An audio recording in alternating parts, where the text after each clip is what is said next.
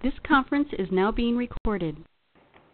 Welcome to the New York State ASBO webinar, Legal Update, the Year in Review. My name is Matthew Darius. I am the Senior Staff Associate for Professional Development here at ASBO, and I'll be moderating today's webinar. Your speaker for today's program is Jay Warona, General Counsel for the New York State School Board Association. Operator assistance is available anytime during this conference by pressing £0. If you have a question for Jay, you may ask anytime via voice by pressing £7 on your phone. Again, £7 if you want to ask Jay over the phone, or you can send chat questions at any time using the chat window located to the right of your screen. At this time, I'll turn over the call to Jay. Please begin. Thanks so much, Matthew. It's a pleasure to be with everybody this afternoon. And as Matthew said, I hope that as we proceed here, if you do have questions, you make us aware of that, whether that be verbal or whether it be through your internet. I definitely want to make sure I'm as instructive as possible. That's the whole point of going through this. So what we're going to try to do today is we're going to be taking what I refer to as a skating tour through the legal issues that face public education. And those of you who have participated in prior sessions that I've done on this sort of thing, the key really is to make sure that your district doesn't end up in a Jay Warona outline in the future. Because even if you end up prevailing in litigation, you all know that there are really no winners, because just the human cost of having to defend one of these lawsuits is really not worth it. So what I'm going to try to do is walk you through a whole bunch of different areas of the law that school districts found themselves somewhat challenged by this year, and really try to figure out what steps we really need to take to be as preventative as possible. Matthew had sent to all of you just earlier, based on a discussion I had with him, a comprehensive outline that is going to, I think, further assist you. It's about 41 pages, and it has it goes through all of the information that's contained on these slides, but it does so in a much more substantial way. And as we proceed with these slides, you'll see certain page references right embedded in the slides, and those will be page references to the actual outline. So let's begin in the beginning, and the first topic that I want to look at is the topic of the First Amendment, and particularly religion cases. Most of you on this call are business officials, and of course your principal job is to ensure that your respective districts have the financial resources to provide educational programming for kids. And so the area that I want to look at is a case that came down from the U.S. Supreme Court this past year that has an implication, I think, on the whole area of vouchers and tuition tax credits and where we're going with this, and what might be coming to a theater near us soon here in New York. So this first slide, of course, just indicates to you what the First Amendment says with respect to religion, and there is no provision in the First Amendment that actually says anything or utilizes the words or phrases of separating church and state. It's these two clauses, the Establishment Clause and the Free Exercise Clause, that when you read those together, that really is what we refer to as the religion clauses, or the clauses that separate church and state, because on the one hand, we're not supposed to have government involve itself in issues of religion, but we're not supposed to be so ignoring the interests of people who are religious people that we end up being negative towards religion. And it's that careful balancing that we find ourselves sometimes getting ourselves into trouble. Many of you know, and it's contained on page 2 of the comprehensive outline that you got, but several years ago, there was a case from the U.S. Supreme Court that most of you, maybe not by name, but are familiar with in concept, and it was a case from Ohio, and particularly from Cleveland, Ohio, where there was a voucher program. And in this voucher program, parents, of course, could receive a voucher to be redeemed into some private institution, and to allow their children to receive that money, and the voucher, of course, was provided by taxpayer dollars. And the big question was, well, whether that program is constitutionally acceptable. And really, when the Supreme Court decided this case, and they indicated that it was constitutionally acceptable, they made the determination that really all this voucher program did was to provide private choice to parents that they already were in the midst of providing. Now, you may be thinking, well, why are we talking about a case from several years ago? And the reason is because this is all by way of background to tell you where the Supreme Court was just this past year. But to understand that, let me just go through some of the facts of this Zellman versus Harris case, this voucher case. In that program in Cleveland, Ohio, vouchers were directly provided to income-eligible parents, and they could redeem these vouchers in quote-unquote participating schools, which were servicing the Cleveland School District. And the parents would endorse their voucher check over to the participating school. But what happened in that case factually was that this per-pupil expenditure in these neighboring public schools who would accept children from the Cleveland District under this program was limited to $2,250. So in English, what that meant was any school district or any school that wished to be a participant in this so-called voucher program would allow kids into the program, and they would get a check for $2,250, and that would be the totality of what they could receive.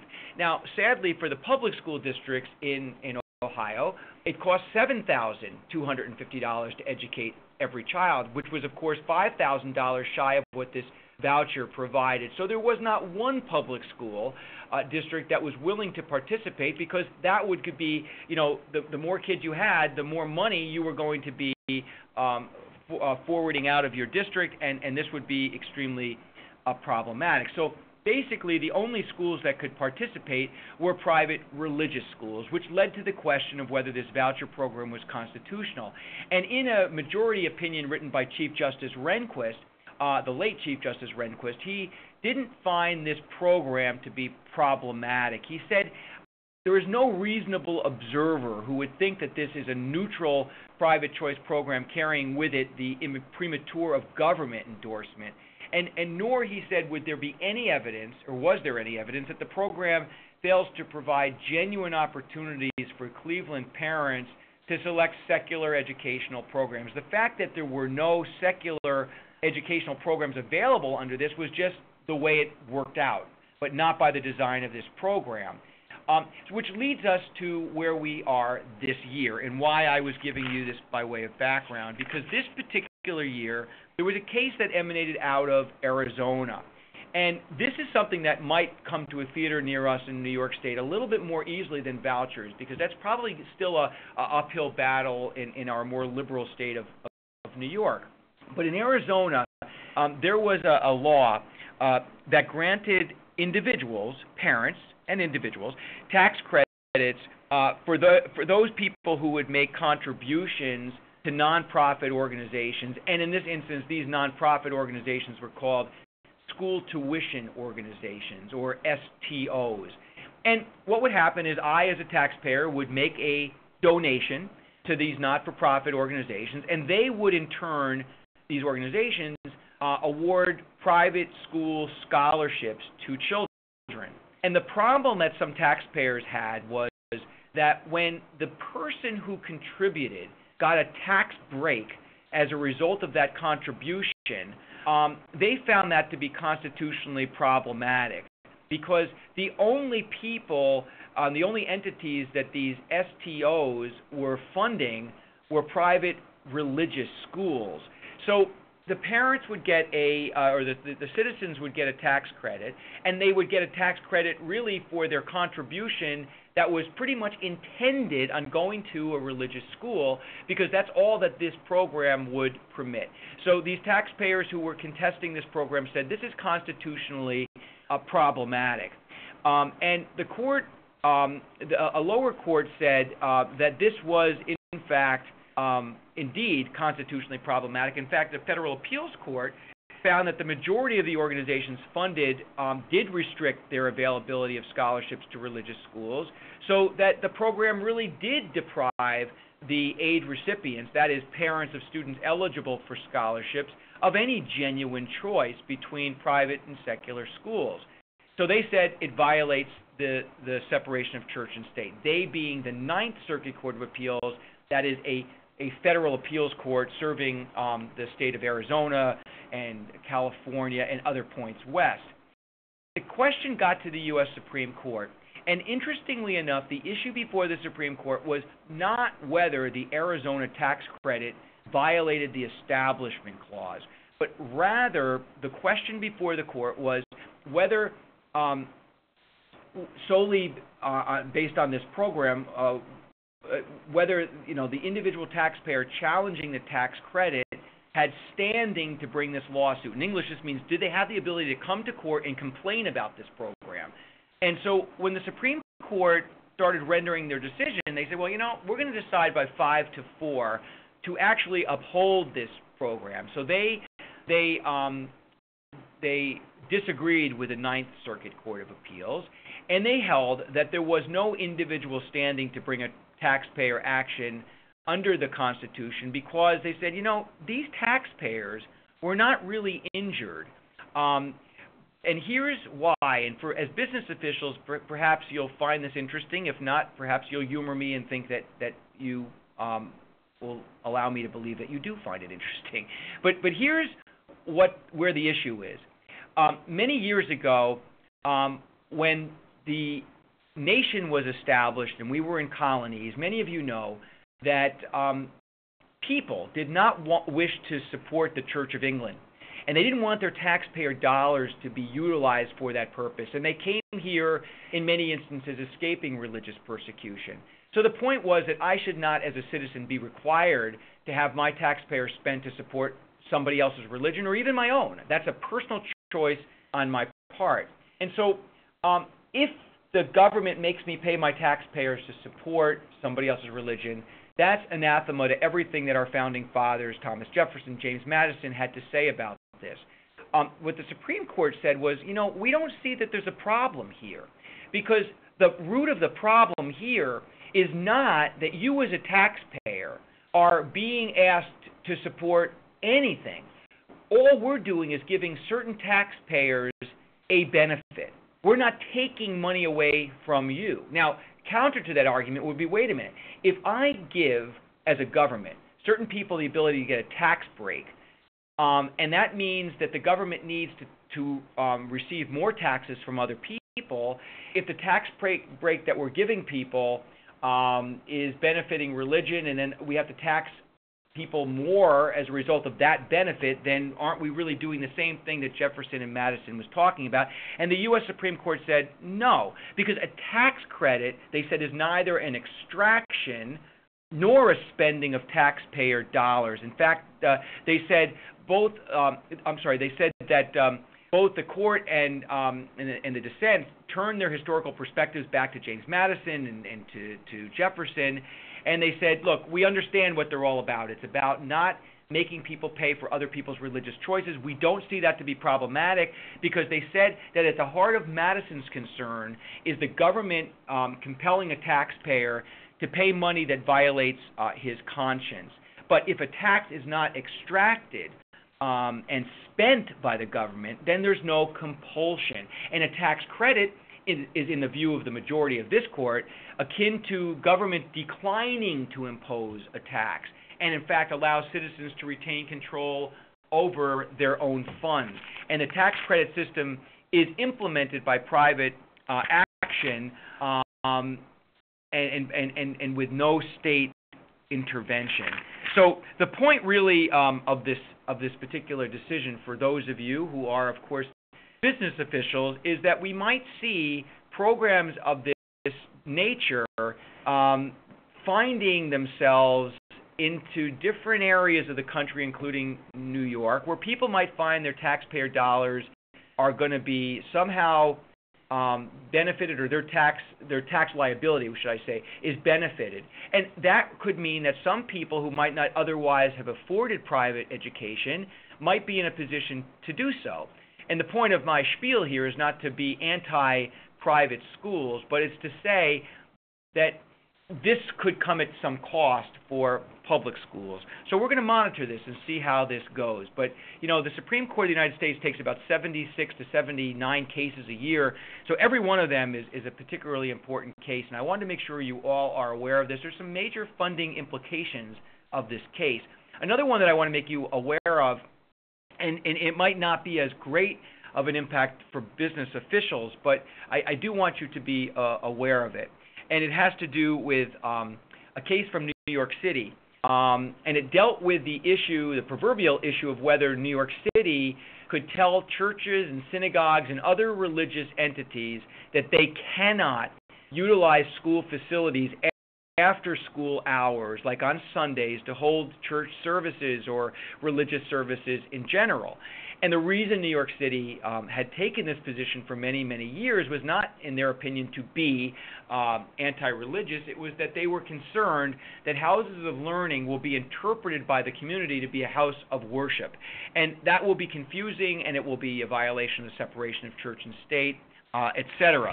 But what I think is extremely important that we take note of is the fact that the U.S. Supreme Court several years ago got a case from the Milford Central School District, which actually hails right outside of Cooperstown, New York. It's a school district of 200 students, and there was an outside group that wanted to meet with the students after school hours. They were called the Good News Club. They wanted to have a meeting, a series of meetings with kids to teach them the good news of the Lord Jesus Christ. And the school district had a concern about them coming in.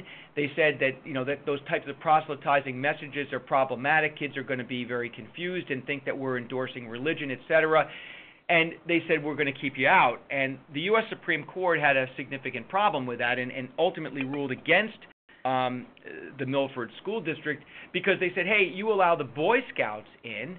And the school district at that time had said, yeah, so their purpose is totally different. They said, well, but they have an oath to God and country, don't they? And the Milford School District said, yeah, they do, but that's incidental to their purpose. Their real purpose is to do good things for society.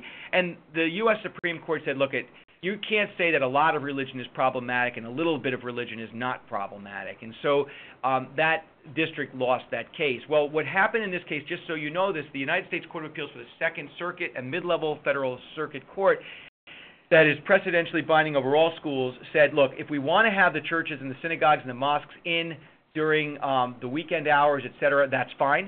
But you don't have to allow them in because we perceive that there's a difference between a religious perspective on matters already being addressed than pure worship services. So in other words, you couldn't stop the Lutherans from coming in to talk about family life values if another group is allowed to come in and talk about family life values. But you could stop them from coming in and having a worship service as long as all other religious groups are precluded from doing so as well.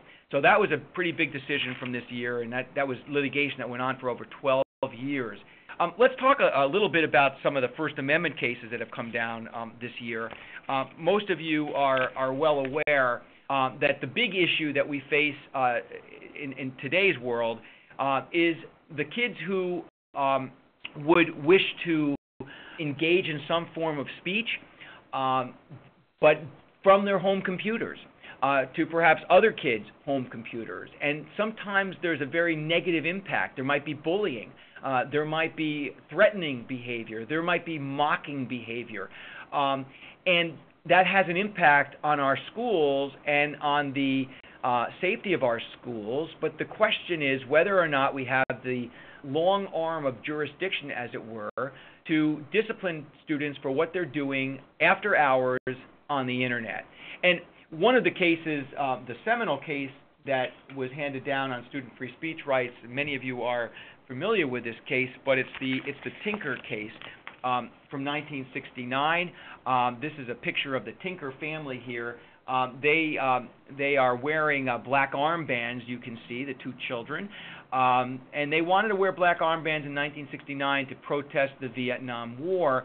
their school district in Des Moines, Iowa said, oh, that's great. Go ahead and do that. Oh, but one thing, we're going to suspend you if you did. The kids said, wait a minute, we've got First Amendment free speech rights to symbolically express our viewpoints about the war in Vietnam. The school district at that time in 1969 said, well, actually, kids, we own you when you come to school. These are my words, not theirs, of course, but they basically took the position that students do not have any First Amendment rights at all. And as bizarre as that particular assertion sounds in the year 2011, it was not so bizarre back in 1969 because we operated under the concept of in loco parentes, which is a Latin word which means that we as in the schools serve in the place of the parents when the parents are not present. And the U.S. Supreme Court said in this particular decision that we do recognize that kids have First Amendment rights. So to the extent to which the schools think that they don't, we're clearing that up. They do. Their rights do exist. But it doesn't extend to speech which would materially and substantially disrupt the educational process of the school environment or that would impinge on the rights of others. So if a school district can show that what Johnny, Susie, the kids want to say would materially and substantially disrupt the school or impinge on the rights of others, you can close down that speech, you can discipline them, you can take action without violating their First Amendment rights. But of course what was present in 1969, since the internet did not exist, was the fact that if this was going to take place, yeah, it might be an uphill battle to show substantial and material disruption, but the bottom line was the kids would be doing something on the campus of the school. Now, of course, when they're engaging in activities off of school grounds, the question is, do we have the long arm of jurisdiction? And there were some cases after the Tinker case that helped us get this a little bit better understood. There was the Bethel case versus Frazier. This was a case that dealt with a high school senior who gave a nominating speech at a school assembly for a fellow student. It was laced with sexual innuendo. His particular speech had basically didn't contain any four-letter words, but it was very clear that in this particular activity, he was having some fun. And the district couldn't show that this particular student's speech was materially disruptive of the school environment, but he was slated to be the graduation speaker, and they couldn't have this guy do this, so they took him off they wouldn't allow him to be the graduation speaker. And then he, of course, brought a First Amendment claim. And the school district, under the Tinker standard, should have lost because they couldn't show material disruption, but the U.S. Supreme Court threw the school district a bone. They said, we're gonna give you an exception to the Tinker standard, and that is if you can show that the student's speech in a school-sponsored event was vulgar and indecent, we're going to allow you to close it down, discipline the kid, and not have to show the existence of material disruption. And that led us to our next exception to Tinker, because in this other case entitled Hazelwood versus Kuhlmeyer, we had a school district in Nebraska that had some students who played student journalists. They were writing newspaper articles for a school-sponsored newspaper. In fact, they could only write for the newspaper if they were enrolled in a journalism class in which they were getting course credit. And they wrote two articles. One was on the experiences that 5 young girls had in school and being pregnant. They didn't use the names of these girls, but you didn't have to be a rocket scientist to figure out who they were. And the other article was on the experiences of students with divorce in their families. And the school district felt that these articles were absolutely too sensitive. They shouldn't be published. It was problematic. Well, these articles were not lewd, they were not indecent, and they were not materially disrupting the school. So again, under Tinker and again under the Frazier case, the school district should have lost this case. However, the U.S. Supreme Court came up with a second exception to Tinker, and they said, well, when in fact the students are engaged in a form of speech that's a school-sponsored activity, we're not going to make you, the school district, put your money where the student's mouth is. Those are my words, not the U.S. Supreme Court. So that ended up being another exception to the Tinker standard. And finally, the last exception took place in this Morse versus Frederick case, which I would just ask you to try to recollect. Many of you were perhaps familiar with this, but there was a young student who in Juneau, Alaska, was late for school one day. He arrives at school and he sees all of his classmates who are on the street adjoining both sides of the street of the school to watch. They have been let out of school to watch the Olympic torch on its way to Salt Lake City, Utah. And this student thinks it would be really funny to unfurl a 14-foot banner that says the words "Bong hits for Jesus." And the principal, her name was Deborah Morse, didn't think this was funny at all. In fact, took down this banner and was sued. And there was a First Amendment case. And let's go through the Tinker standard. Is this activity materially disruptive? Well, she couldn't show it was materially disruptive. It's not lewd and indecent, and it certainly wasn't a school-sponsored banner. So again, under this standard, the school district should have lost the case.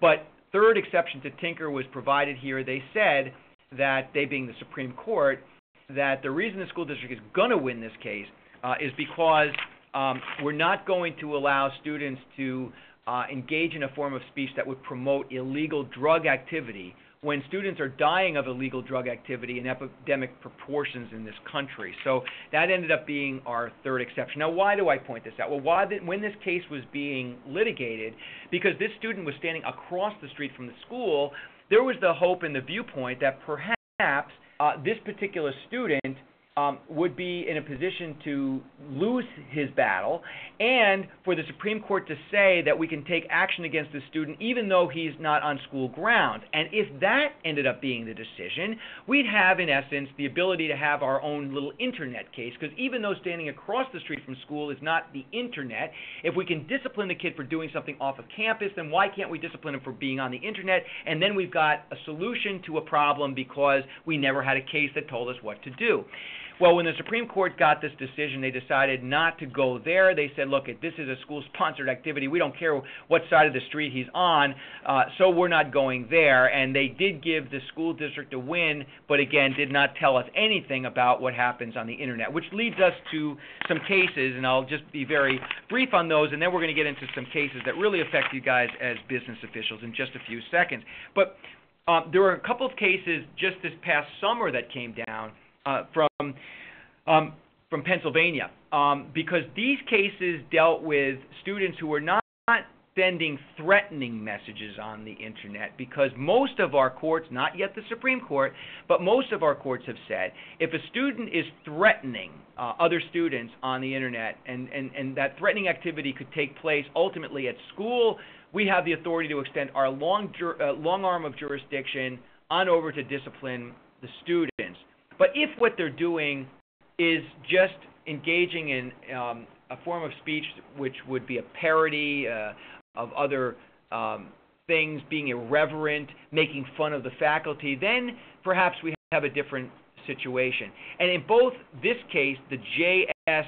versus Blue Mountain case, as well as another case that I will highlight in about 20 seconds rather, there was a student who was basically mocking his principal, and really made terrible fun of him. And in Pennsylvania, the courts had the same situation in both this case and in another case, and they came out exactly opposite. One said, yeah, you can discipline the kid for this kind of behavior. The other one said, no, he's just basically engaging in mocking behavior that's not threatening. You don't have the authority to suspend the student. And in this particular case, on June 13th, just a couple of months ago, a federal appeals court said that the school district could not have forecasted substantial disruption or material interference with school when the student created the profile. They went on to say that the school could not punish the student for using profane language outside of school. The student's lewd and vulgar and offensive speech had been made off campus, etc. They basically said that this Frazier standard does not apply to the internet. That's only when the kid's at school. The other case that dealt with this was the case entitled Layshock versus Hermitage School District, and they pretty much came out exactly the same way, because on June 13th, there was a decision from this court as well that the kids could not be disciplined for what they did on their website after school hours. But again, this was when, in fact, this the students were engaging in a form of behavior that was not threatening, it was mocking the administration, etc. Here in the Second Circuit, the court that sits over all of us in New York, they have actually been quite deferential to all of us and would perhaps even allow us to discipline kids for what they say on the internet that is not just threatening in nature. My whole point here is we are at the cusp now of really needing review by the Supreme Court of the United States because our districts are in an awkward situation to not know which way to go with this. We have a geographically variable First Amendment as a result of that. I want to point out, just from our own school district here in New York, from Ithaca this past year, relying on a U.S. Supreme Court precedent of Frazier and in the Hazelwood case, which was that student journalism case, our Second Circuit, our Federal Appeals Court, said that they were going to uphold a decision of a lower court which found that administrators don't violate the First Amendment rights of students by prohibiting the publication of a sexually explicit cartoon in a student publication distributed on school grounds. So, I'm sorry that part got cut off there, but that's on the bottom of that screen. It should say in a student publication distributed on school grounds. So there was a decision that at least was looking into this, and our Second Circuit gave us some deference. Also, from East Hampton, Long Island, there was a case in which a federal appeals court, again our Second Circuit, ruled that a school district did not violate the free speech rights of a student by denying him the opportunity to speak to his fellow classmates, either over the public address system or at an assembly proclaiming his innocence for making allegedly racially offensive statements. What happened in this particular case, there was a student who had been killed. He was Hispanic, and the question in this particular case was whether a student in question here who was overheard saying, and I quote, "one down, 40,000 to go," and it was a reference to Hispanic people, whether this student who then said, "I never said that, I want to clear my name, everybody thinks I'm a racist," etc., whether he would have the opportunity to get over the public address system. While the school thought he did say it, they didn't think he had any right to disclaim that he had said it, thought it would be materially disruptive to make him, give him an audience with the school. They said no. He said, "You violated my First Amendment rights." The Second Circuit said, "No, we didn't." The other case that I want to mention here is a student discipline case, and again, regardless of whether you are not the person in your district that takes care of these things, my hope is that you will share this information with the appropriate people, because these are cases that have just come down this year that do impact us. The Commissioner of Education this past year indicated in this case that a principal's decision to immediately impose a short-term suspension upon a student without providing him and his parents an opportunity to attend an informal principal's conference, which is generally required, was to be upheld in this situation because the student here had admitted that he possessed a glass container of marijuana in school with the intent to smoke it, but more importantly, had threatened to kill himself. And there is an exception in the law that would require this immediate due process hearing when, in fact, the student is perceived correctly to be a danger to himself or to other students. So the school district was authorized to forego that short-term suspension hearing on an immediate basis. I want to point out that there was a case that got to the U.S. Supreme Court this year, and I want to make sure you make your district officials aware of this. This was a case from North Carolina, and it dealt with the issue of whether students who are being questioned by the police on school grounds are entitled to Miranda rights. Now, generally, if a person is not in police custody, they're just being questioned, they are not entitled to Miranda rights. But in this particular instance, the student who was being quote-unquote interviewed by the police officials was 13 years of age. And the question was, when this student was being asked questions by the police, whether he could truly perceive that he was not in a custodial interrogation, but rather was just in a setting where he was asked questions. Because if he was just in a setting that he was asked questions, he would not be entitled to Miranda rights. If he had, in fact, been in a setting in which he was in a custodial interrogation motif, he would be entitled to Miranda rights. So the point of this case was to say, when somebody's 13 and they don't have the maturity to really know necessarily what the nature of their participation, as it were, is with the police authorities, they may be entitled to Miranda rights. So the point simply is that school districts need to understand that the age and the sensitivity of kids needs to be taken into consideration. Now, granted, you would say, well, but isn't that a police issue because they're the ones who would be giving them Miranda rights? That's right, but generally school officials are present when these are being done, and I think we want to be vigilant to make sure that the rights of our students are being protected. A couple other things that I want to make mention to you, and that is a case from New York City, and it's a case in which a lower federal court in New York ruled that a student with disabilities had made out a viable legal claim under the IDEA, precluding the district to have the student's legal action dismissed based on the failure on the part of the school officials to remedy this disability-based peer bullying and harassment. What does this mean? Well, here's what we're seeing, and business officials take note of this because you know that one of the largest expenditures for your district is what we are required to do for our special education kids. And you know further that when parents don't perceive that the services that we're offering are appropriate, they will bring a due process hearing. They will either win, they won't win, but there are great expenditures that go into defending those actions. And what we're seeing in this case, and it's a growing series of cases, is that not only can students and their parents bring an action under the IDEA to claim that their right to an appropriate array of special education services is not being provided, they can also bring a civil rights claim against their school districts for alleging that the school district had failed to protect them from being bullied based upon their status as a disabled person, and that the IDEA actually has within it a viable legal claim that can be made.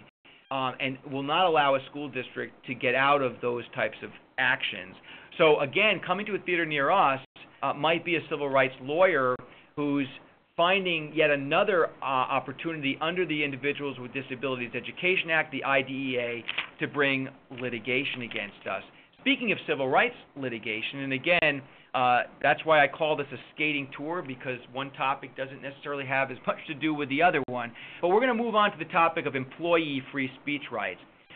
You know that the U.S. Supreme Court has indicated in the past that if an employee has an issue with their school district, and that issue is one of public concern, like if an employee doesn't think that a school district properly handled a bond issue proposal or is expending monies appropriately on behalf of children, they can gripe about that by writing letters to the editor, and even though that might very much upset their school district, they don't have the authority to suggest that that person, that employee, doesn't have the First Amendment right to express themselves. In this particular case from the U.S. Supreme Court, there was a public employee who looked at yet another portion of the First Amendment, which we call the petition clause, because it says that people have the right to petition government for redress of grievances. In this particular instance, we had a public employee who decided and determined that the employee was quite upset that they had filed a grievance, and after filing this grievance, they found that the employer was engaging in a series of actions that were extremely divisive and mean-spirited, so said the employee. And the question was whether just because they filed the grievance, now their rights under the First Amendment have been violated, because if filing a grievance is akin to petitioning government for redress, and then the government has the right to take retribution against this person, that's a constitutional problem. And the U.S. Supreme Court said, look, if the district screwed up and they went against this person, then you have another grievance. But you can't use the First Amendment in that way. We're not going to allow every gripe that an employee has with their employer to be transformed into an employment dispute rising to the level of being a civil rights action. So that's kind of a case that came out to benefit public employers, I suppose. But we need to be aware of the types of actions people are bringing. Moving on, just last term, the U.S. Supreme Court got a question of what type of search we could perform on school employees that might not necessarily be constitutionally problematic. You know that if we're going to search an employee, we have to have some probable cause that we're going to find some contraband or some evidence of wrongdoing on their part. Well, in this instance, in California, the city of Ontario, California, to be exact, there was a police officer, a police force rather, and they had purchased cellular devices that were not really cell phone. They were phones. They were kind of fancy schmancy texting devices. The way this worked is the municipality would pay for a number of characters that each employee would be able to send and transmit without having to spend additional money. It's kind of like, the cell phone plans that we all have. If we have 1,400 minutes and we're good, we're under that, we don't pay any additional monies. But if you go above that, they're going to soak you for the difference. And what happened here is the police force got billed a significant amount of money from this cell phone company, and the question was, hey, did we purchase enough minutes or text figures and messages? So what they did is they decided to go into the text messages of the employees to figure out whether or not the employer had gotten it right. Not to find out what they're saying, but just to see if this is right. Well, when they went into one of the text messages, they saw that there was this one guy who was engaging in a whole bunch of salacious overtures to female employees, and some of these texts were coming back, being very provocative or whatever. And then they decided to take action against this person and say, hey, you violated my Fourth Amendment right to not be unreasonably searched and seized. The U.S. Supreme Court said no, because they were involved in a very legitimate activity here. The fact that they ended up finding this stuff, we're not going to say is constitutionally problematic. So that's an interesting case. Let's talk about our recessionary times. And let's talk about what we're forced to do, sadly, as school districts and what can get us into trouble. You know that one of the things that we're sadly required to do now to try to make ends meet, and you guys know this as business officials, is people's positions have to be abolished in many instances. The question in this particular case that I think was very interesting is whether, if the administration doesn't think it appropriate to abolish certain positions, whether a board of education can say, well, we kind of disagree with you because for sound economic reasons, we think even without your recommendation, Mr. or Mrs. Superintendent, that we need to be able to abolish certain positions. And although we at the School Boards Association would never advocate to our membership that they should be in a position to circumvent what it is their administrative staff is suggesting, you all need to be aware that the commissioner said that these particular activities on the part of a Board of Education are acceptable. My hope also after this conference is over, maybe Matt can send you these slides again, because I'm noticing that when they were transposed on into this particular medium, a lot of the words are cut off, because the version that I have has all of the words on the screen. So hopefully we can facilitate that. Moving on, another case dealing with the abolition of positions and board authority is a case entitled The Appeal of Caviello. It was a commissioner's decision. And in this case, the commissioner ruled that notwithstanding a professed intention to obtain the required certification, a board of cooperative educational services, a BOCES teacher whose position was abolished, was not entitled to be assigned to a tenure area outside his area of certification so that he could remain employed. The assignment would have made him more senior to another teacher in the second tenure area, which would enable him to retain a full-time position. So the commissioner said there was no basis for this type of relief. The bottom line is that people are required to obtain a certain degree of certification. That is what's going to dictate, and the district has full panoply of rights to act in that particular regard. Moving on to the next slide, which I'm having some issues here. I'm frozen here. Matt, I don't know if you're still on. There we go. Okay. The case that I wanted to mention here is actually this one, the Morisico case. It was an employee discipline case. The commissioner this past year determined that the education law only applies to positions to which appointments to tenure may be made. So that only individuals in tenure-track positions have these so-called Pell rights, these preferred eligibility rights, and accrue seniority. So the phrase length of service in the system, which is used with respect to the preferred eligibility list, means length of service as a professional educator. And as a result, an adult education teacher was not accorded by the commissioner any reinstatement rights from this Pell list. So whether that's an issue that any of you all are facing or not, please know the commissioner did determine that that was the case. So only appointments in which tenure is part of the equation do Pell rights apply. Moving on, appeal of Dickinson, the commissioner determined that a teacher whose position is abolished and placed on these so-called Pell rights, the Pell list rather, before the effective date of her tenure award is not entitled to be recalled back from the list as a tenured instructor. Specifically, what happened in that particular case, and it's got a kind of a circumvented degree of facts here, but this particular individual was on the cusp of being provided with tenure, but the position was abolished, and the question was whether they would come back on the next day of the school year, if they are in fact in a probationary position, already awarded tenure, much akin to the tenure by estoppel scenario. And the commissioner said, no, if you went out without tenure, perhaps to no fault of your own, to no fault of the school district, when they invite you back, you can't have tenure on an immediate basis.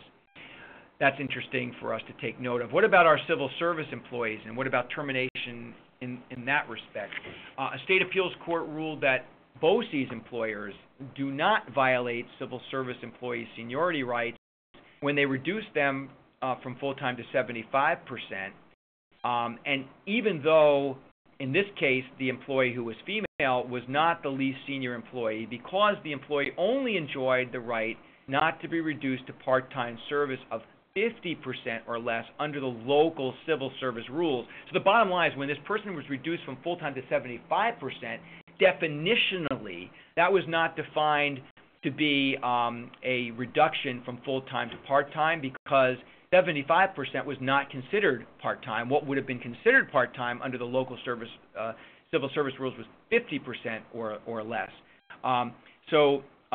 The employer was able to demonstrate that reduction in hours was made due to economy, abolition of functions, or curtailment of activities, since the employee had previously performed work on several grants, which ended in this particular case in June of 2009. Moving on over, yes, and this is a picture of David Beckham, which I found that he apparently was a school bus driver for the Shenendehowa School District. No, I'm just kidding. He wasn't. I put his picture there. But in this case, the lower state court, in this case, ruled that an employing school district was not obligated to provide progressive discipline for a bus driver who tested positive for marijuana use. What's important about this case, folks, is that you might have a situation where somebody has a stellar record, and then they do that one bad thing, and the question is, and we always ask that proverbial question, well, can we take action against them, get them dismissed?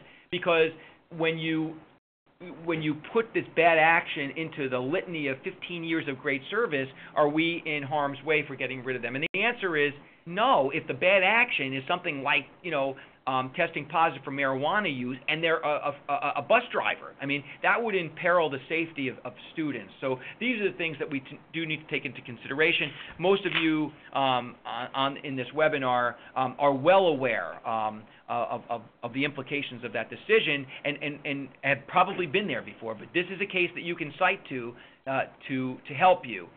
Here's another case from Poughkeepsie, and this was one of your fellow business officials, but this was an individual who went out of favor with the Poughkeepsie School District, and it's an interesting case for school districts, at least the portion of the case that I want to talk about, because when this individual was terminated, the attorney representing this individual in a wrongful discharge action required 2 school board members to testify at the removal hearing, and they testified, didn't have much to say. They were required to testify because the attorney representing this business official would have required that. And then after the hearing, there was a vote on the part of the board to part ways with this individual.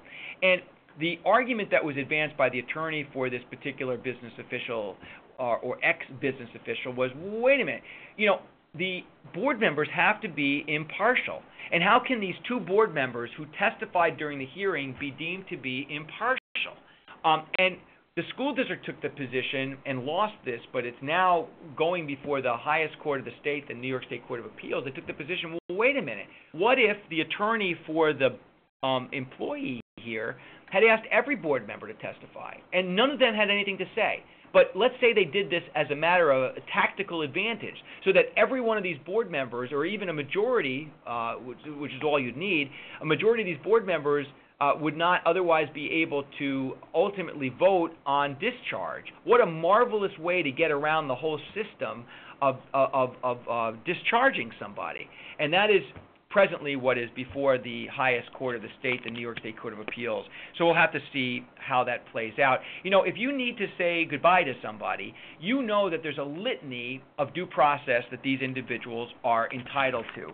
And in this particular case from Niagara Falls, the question was whether a residency policy, which would require employees that are hired or promoted after the policy's effective date, that they be residents of the district, whether this type of a policy would be enforceable. And most of you should know that residency policies for employees are enforceable. The problem with this one, at least as far as this court was concerned, was this particular residency policy was extremely obtuse and ambiguous. And I'm not suggesting that it was. I'm not making a value judgment. I'm just simply saying the court found it to be. So you know that you don't have to go through a removal proceeding or a disciplinary hearing. If you have an employee who is required to be a resident, you find out that they're not, then that's a qualification of employment. We don't have to get into the issue of whether this person didn't do a good job as an employee. That's the good news for you as an employer. The bad news is that you got to make sure that if you do have these residency requirements, that they're extremely explicit and are not confusing, so that you can enforce it against these individuals. So message here, just make sure that your policy is unambiguous. Moving on, what about the right to representation during questioning? The Public Employment Relations Board, the PERB, this year, which is, of course, the agency that all of you know is charged with implementing and interpreting the Taylor Law, the Public Employment Relations Act of New York State. They ruled in this particular case that's on your screen that all public employees, even those who are probationary, are entitled to be represented while they are being questioned by their employers. And in this case, a probationary corrections officer was told by his employer that he wasn't entitled to be represented by his union during an interview with an investigator, which, by the way, in this case was an investigation into an officer's actions following a suicide by a prisoner. And so what this case clears up for us, the PERB board clears up for us, is it really doesn't make any difference as to whether the person's probationary or not. If you're going to question them, they have a right to be represented by counsel at that time. Most of you attending this webinar are perhaps aware of that rule already, but obviously some aren't, and that's why we had this case. Moving on, what about the tenure rights of an individual who is currently serving as an administrator and a teacher at the same time? This was a case entitled Appeal of Pierce, and again, all of the page references here are the page numbers within the comprehensive outline that goes into all of this stuff in far greater detail than I have to be able to go through with you today. But based on the fact that the commissioner had previously held that an educator is able to serve in both an administrative and teacher tenure area at the same time and receive seniority credit and tenure in both areas, the commissioner was asked in this case as to whether that could be granted. And please understand and recognize what the rule is. The rule is if I'm going to be an administrator and a teacher at the same time, in order to get credit in both areas, I have to be in administration, fulfilling administrative responsibilities at least 50% of my time, and teaching services at least 40% of my time. So if I'm 45% of my time as an administrator and the rest of the time as a teacher, I can't use any of it for administrative services. But if that split is 50-40, I'm good. And here the commissioner determined that a foreign language teacher or administrator was entitled to tenure by estoppel in her foreign language area, notwithstanding that the district had only formally appointed the individual to an administrative area. They thought that this person would only be entitled to administration. So their story that they were sticking with was, look, that's all we promised them. And the commissioner came back and said, well, all you promised them was not what they're entitled to under the state of the law. If that's the percentages, 50-40, they're entitled to get credit in both areas. So news to all of us, we need to make sure we understand that. What about teacher discipline, those who are, of course, tenured? After placing a counseling letter in an employee's file, the question in this case was whether an employee would be precluded from utilizing it as the basis of proceeding in a disciplinary case, even in the absence of this conduct being repeated. What does this mean in English? Well, what happens generally is this. You know that in a case from the Court of Appeals, our highest court, many years ago, if we want to discipline a teacher, we have to go through the litany of 3020A. We have all of these unbelievable due process hearings that cost hundreds of thousands of dollars. But if we just drop a counseling memo in a teacher's file, and we say we don't want you to do X, Y, and Z, versus we don't want you to do X, Y, and Z again, which of course would imply that they did it. If we're just telling them, counseling them not to do something, we don't need to go through a whole due process hearing. If we're reprimanding them to not do it again, they're entitled to the benefit of the doubt, and they get to prove that they didn't do it in the first place. So the question is, what if we have a true counseling letter, and we want to put that in the teacher's file? And the question in this case was, okay, so I drop it in your file, and then I'm not happy with your performance, but maybe in the area that I dropped this counseling memo in, you haven't performed badly again, but I'm still not pleased with your overall performance. So the question is, if I proceed in the 3020A, can I use in part what would have been involved in this counseling letter? And the employees said, hey, if you put a counseling letter in an employee's file, you got to give them an opportunity to rehabilitate themselves. And in the absence of you giving them an opportunity to do so, you're being, mean-spirited, etc. And of course, what this would do, if that were the ultimate ruling from the commissioner, we'd have a terrible situation where any district would think, oh my God, if I put a counseling letter in a teacher's file, I'm going to be precluded from proceeding in a 3020A. So I better not do that. Because I don't want that to harm my ability to exercise my options later. And indeed, in this case, and the reason I'm spending so much time on it is because I think it's a very important case. Court said we don't find this to be the requirement. This was a case actually from Yates County, and we are not going to require an employer, a school district, to see that this teacher doesn't do it again. They can utilize this counseling letter as the basis to continue and to proceed. What about teacher tenure and discipline under 3020A? We had an appellate court most recently uphold a hearing officer's mere 3-month suspension of a high school teacher. My putting the word mere in there, you can see there is some value judgment on my part, who repeatedly exchanged late-night inappropriate personal emails with a 15-year-old student. This person made similar comments in person and by texting the student. The teacher's online blog described her salacious thoughts about an unnamed person who she thought of kissing and moving beyond the realm of fantasy, and the conflict she was experiencing for wanting more from this relationship.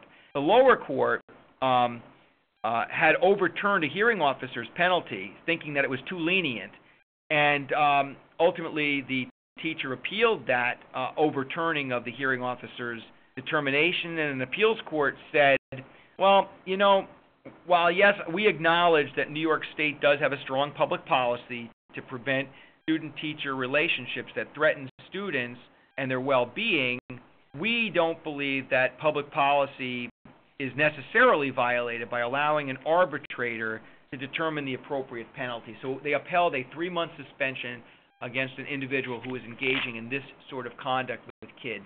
I think it shows us why we so desperately need 3020A reform, because individuals can get by preying on students. What about the transfer of a tenured staff member? The commissioner in this case, the appeal of Jordan case, reaffirmed the reassignment of an individual based on their educational needs, and they said that it doesn't constitute discipline for which a 3020A hearing has to be provided. Therefore, the commissioner said, I would have upheld a tenured director of guidance services for K through 12, having her office relocated to the middle school, as well as the modification of her duties.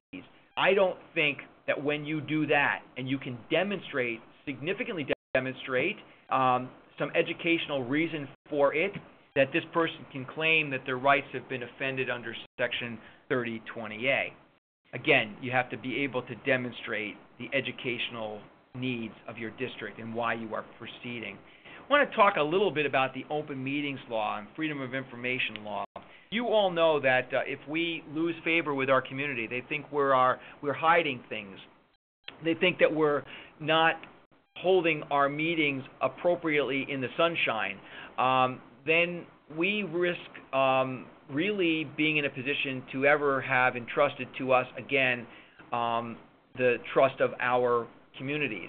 In this case, a lower state court ruled that a board of education cannot deny a freedom of information law request for a copy of an agreement between a superintendent and a board concerning the superintendent's resignation and retirement on the basis that this disclosure would constitute an unwarranted invasion of personal privacy. In fact, in this particular decision, what ultimately was held here by the commissioner was that, if there's really a reason to need to redact certain items because to not redact them would invade the personal privacy, in this particular case of the superintendent, fine. But to suggest that you're not going to provide it at all is not going to be acceptable.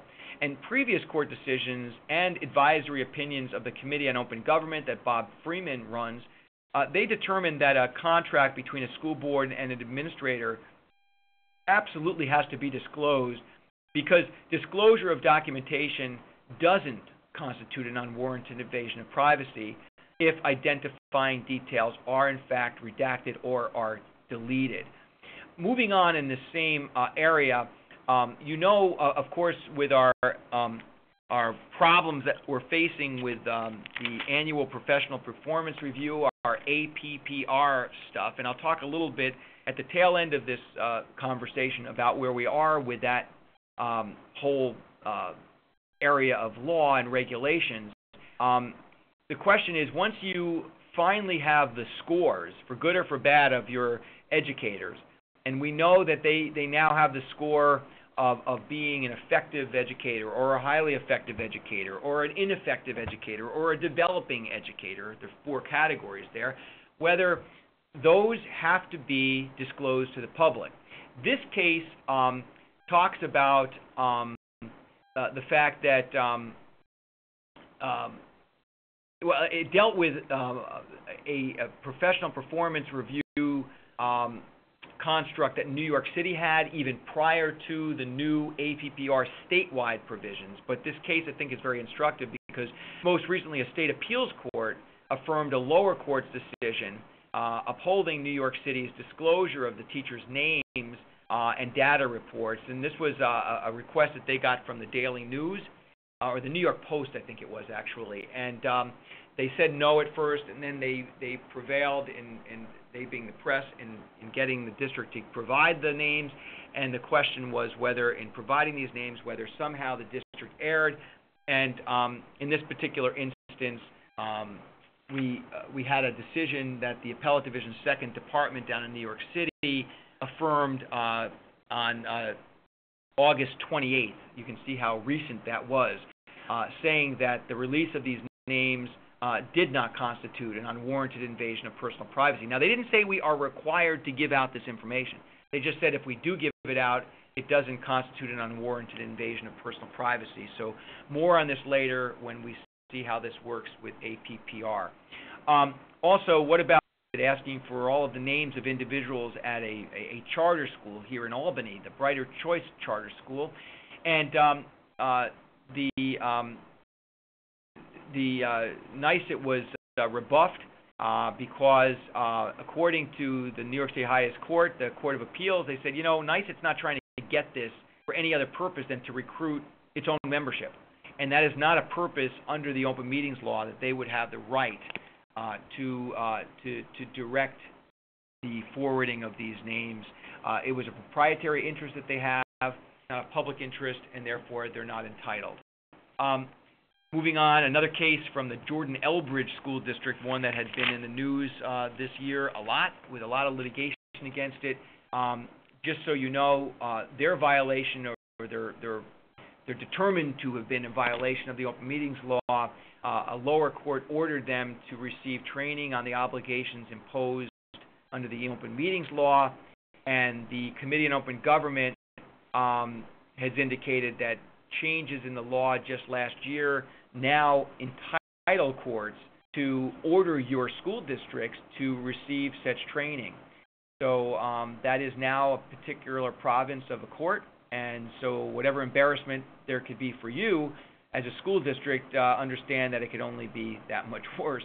I think we got this one already, the Mulgrew case. And school board liability, I want to point this one out. I think this is kind of interesting. This deals with, of course, you all know as business officials, that what happened in Roslyn, Long Island, was the reason we have a whole bunch of fiscal accountability legislation. $11 million was absconded from district funds or district funds by the business official and the school superintendent and others. And the question here is, what is the statute of limitations for going against former district officers? Because in Roslyn, when a whole bunch of other people took over, everybody else had been thrown out of office pretty much, and new officials were employed. And the question was, when lawsuits were instituted against everybody that had anything to do with the nefarious activities there, what is the statute of limitations for going against such individuals? And you can see in this instance, our courts ruled particularly, and this was the New York State highest court, the Court of Appeals, that school districts have 6 years to commence lawsuits against current or former district officials to recover damages. And that's opposed to a shorter 3-year statute of limitations, which individuals bringing negligence cases are generally obligated to follow. And the reason for this is because they found that the 6-year statute of limitations applies to public corporations, and indeed school districts are considered to be public corporations. So says our highest court. What about school board member removal and training? You know that school board members are required to have a certain array of training, both from a physical perspective and new board member training. In this case, the commissioner upheld a board's removal of a board member on charges of misconduct, which included repeatedly failing to attend board meetings without a valid excuse. And the commissioner noted that the board member failed to submit any evidence beyond verbal assertions to rebut the district's charge that she had missed 13 meetings in one school year, including 3 consecutive meetings in September of that year. The law says if you miss as a school board member 3 consecutive meetings without a valid excuse, your office is immediately vacated. So all the district really has to show is that you missed these meetings. It was without a valid excuse, and boom, you're off the board.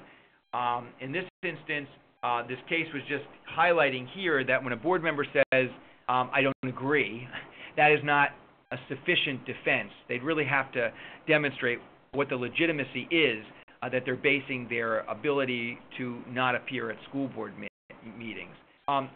School district meetings and elections, I want to point this out to all of you because this is something we should be certainly aware of as we wind down here. The commissioner agreed here to annul the results of a school budget vote that was initially deemed a tie and later declared to pass by one vote. In other words, they went ahead and declared the winner, and they said, oh my goodness, the same evening, about 2 minutes later, oh my God, we didn't count the votes properly. The way it works is a school district is required to immediately go to the commissioner and ask the commissioner to provide an order and then determine what the actual election results should be here. And the district did do that. They went to the commissioner and they asked him to declare who the winner was, because that is the province of the commissioner. What they didn't do, and the commissioner had a little issue here, was that instead of proceeding on its own, the district the district did proceed on its own, and they opened the ballot box and they recounted the votes.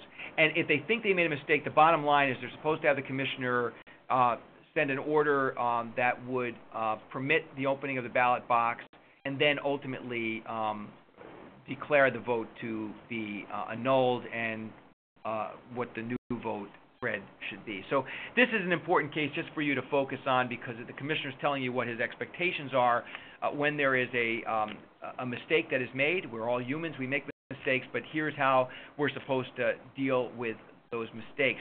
School district liability, something that of course all business officials are concerned about. Please know that if there's going to be a negligence lawsuit against your school district involving students who cause severe injury to other students, such as, in this instance, a kid who ignited a lighter in a science lab after school hours. The question was, what's the degree of liability that a school district would face? Generally, within the school day, we are obligated to provide safety to kids and an environment to kids that a reasonably prudent parent would provide. That's what they expect of us when their kid is there under the compulsory attendance laws during the day. But if it's at night, generally there's a lesser standard, and that's the reasonable and prudent person standard. And the question in this particular case was, what should be the standard if the kid is engaged in an activity of negligence in a science lab after school hours? Well, because this was a science research program, they said, well, it doesn't really matter that it's after school hours. We find the school district is intricately involved in this activity. They should have been more protective of the students. So that reasonably prudent parent standard would even be applicable after hours under this fact pattern. Another school district liability case was the Wally case from Onondaga Central School District. A student was stabbed in the leg by another student after a series of altercations between the two girls. The student was permitted to proceed to trial over whether the school district breached their duty of supervision, such that the district is liable for the injuries she sustained. The district claimed that the student who stabbed the other student's actions were so sudden, no amount of supervision could have prevented the attack, but the court held that given the escalating nature of the incidents between the students, the district absolutely violated its duty of supervision, so liability was found to exist in an instance like this. So yeah, you had a third party intervening, criminal act, but the school district should have been on notice. There's a number of cases that I'm not going to spend any degree of time on because I only want to work with you for another 5 minutes at most, so we can have at least 10 minutes for questions. But these are immunization cases. You know that if an individual claims to have a sincerely held religious belief or a medical condition that would otherwise allow them to have their children exempted from the requirement that they be immunized, they are to be afforded that exemption. In this particular instance, this one case here, you'll see the appeal of DF case. There was a parent, sadly, who had a cancer who said that I don't want my child to be immunized because this would imperil my own safety. And the district did some research and found that, yes, the parent was concerned about this, but that was not a real medical concern. In fact, the inoculation of the student would pose no danger.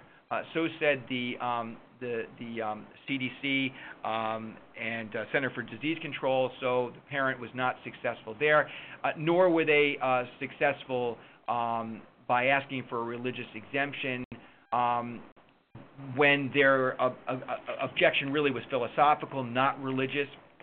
I think that's important. And if it's ethical and and philosophical, they don't get the exemption.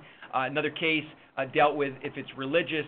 This was an interesting one, and you all should just pay attention to this just for your districts, because this was a parent who asked for a religious exemption, and indeed. The private school that they were asking for this exemption said, "Hey, that's not a religious precept of our particular faith. So this may be sincerely held by these parents, but that's not what the organized religion actually believes." And the commissioner said, "You know what? If this is sincerely held by the parents, that's all we need. We don't care whether this is consistent with the organized view of members of the faith.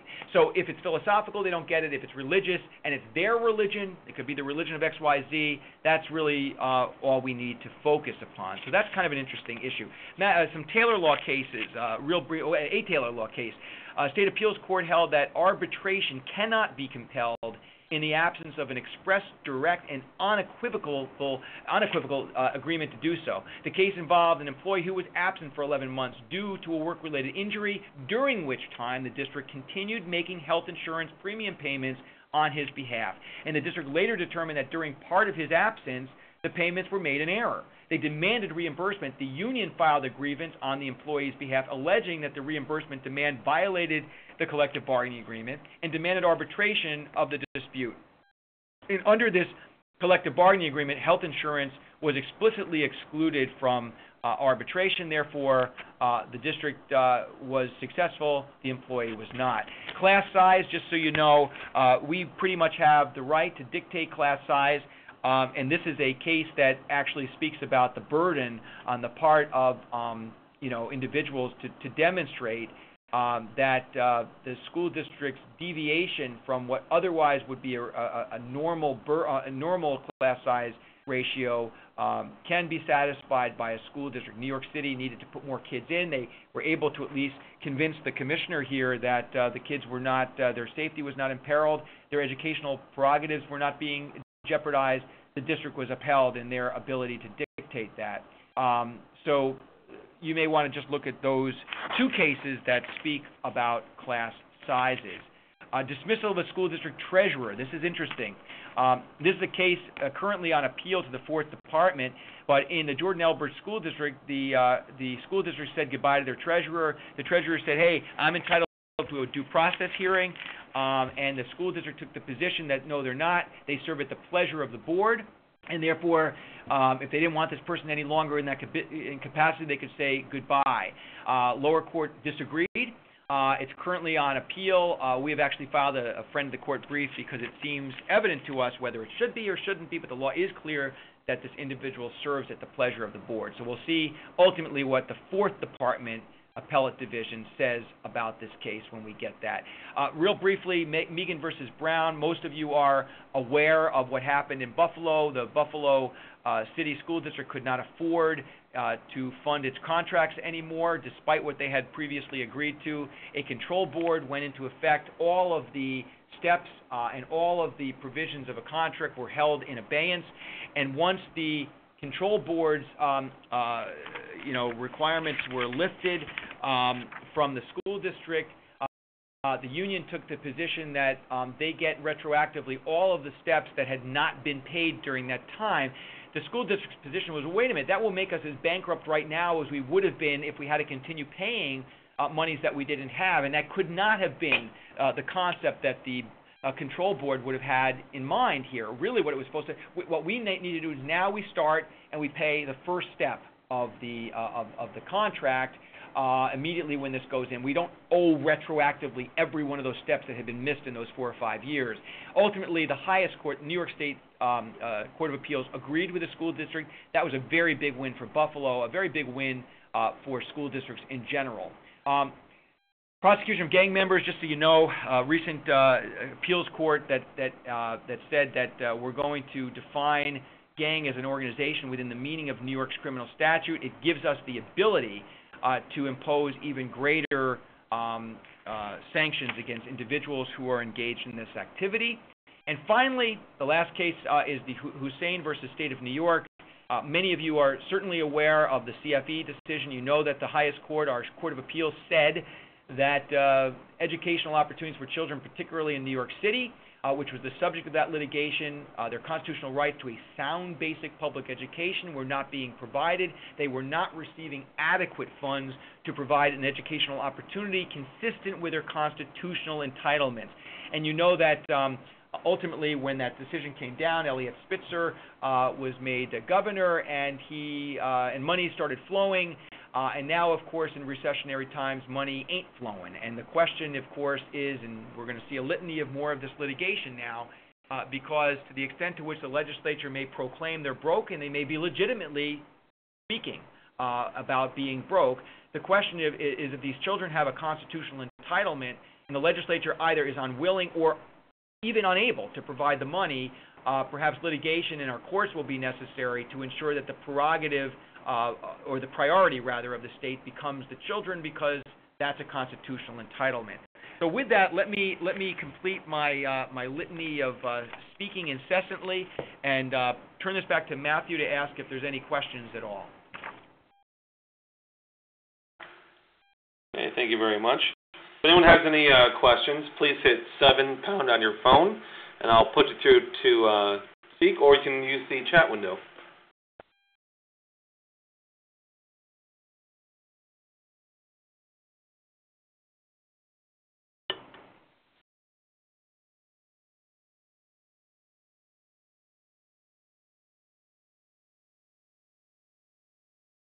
Again, it's 7#. Any questions whatsoever, please go ahead and hit that right on your phone there.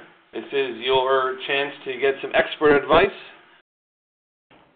And as you're thinking about questions or whatever, please know that my willingness to participate in this is based on my desire to make sure that all of you can engage in as much preventative law as possible, meaning that the things that you have to do on a daily basis are pretty much insurmountable now in these recessionary times, and I don't envy any of you, but I particularly don't want you placed in a position where you're more subject to legal liability as a result of not knowing where those pitfalls are. So that's really the purpose of this presentation. Many of the things that we talked about may not specifically impact you as business officials, but that's why I went through them anyway, because I want to make sure you get that information to the appropriate people in your districts, so we can make sure that on behalf of the security of your district and making you as liability-proof as possible, that's where we get to. Matthew, have we heard any questions yet at all? No, sir. We have no one on the line and no chat questions. Okay. Well, based on that, I'll turn it back over to you to close out the program, but thanks, everybody, for your participation today. Okay, thank you very much, Jay. At this point, that's it for the webinar. If anyone has yet to receive either of the handouts, there are 2, please call or email us here at the office. Thank you very much, and have a great day.